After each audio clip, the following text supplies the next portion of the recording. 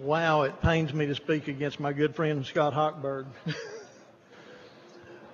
Nonetheless, members, not only will we need the money that's in the rainy day fund for things during this budget, which I think we will probably at some point have to at least consider,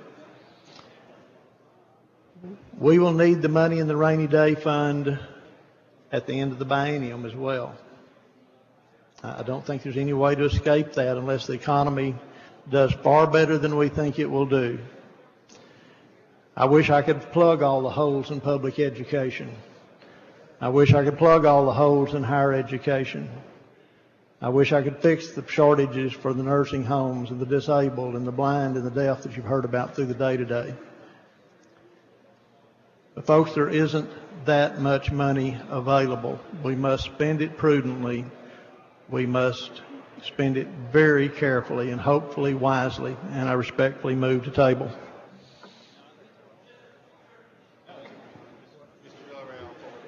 Mr. Speaker, will the gentleman yield for a question? Will the gentleman I'll be yield? glad to. Jimmie Don, I appreciate you. I really enjoy working with you. I think you're one of the hardest working members in the House and very conscientious. Thank you. And I enjoy teaming up with you on a lot of items, especially in education and higher ed. But what you just said, I find it hard to believe. You just presented that you wish you could do more, but you just can't. Your hands are tied. But that isn't the whole truth, is it? How much money is in the rainy day fund that we're not touching? After this amount, presuming passage, there would be, let's see, we're at 9.3 or 9.4, and we're talking about taking 3.11, whatever the right number is. So 6, a little over. Right now, an estimated $6 billion. And you know as well as I that gas is going up, that there's unrest and chaos in the Middle East with oil-producing countries. And almost every day, except a few, in this year, gas has been above what it was in 1987. And you know as well as I that 70% of all that extra revenue is going into our rainy day fund. And experts estimate that it will be as high as $11 billion. That is one estimate. We don't know for sure, but we certainly know we're all paying more for gas. And so the bottom line is, your hands are not tied. Do we not have choices to make in this body? Very difficult choices, absolutely.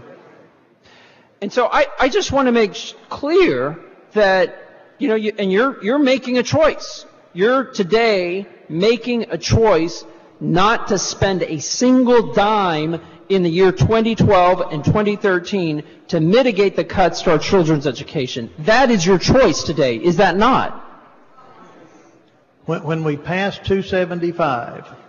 Yes or no? Is that your choice? Are we spending a single dime on protecting our children's education in 12 or 13? When we pass 275, the net effect on the 2012-2013 budget will be that it adds a $4.3 billion sum to that budget. The answer is frees up that money. The answer is we are not spending a single dime from the rainy day fund in 12 and 13 to protect the quality of education in Texas. And that is the choice that you are making. In life, I tell my kids, we have choices and we have consequences. And so I just want to correct the posture that you're taking, that your hands are tied and there's nothing you can do, because there are other options. You're choosing not to take them. I understand that you choose to spend from the rainy day fund at this point in our debate. I respectfully disagree with that position.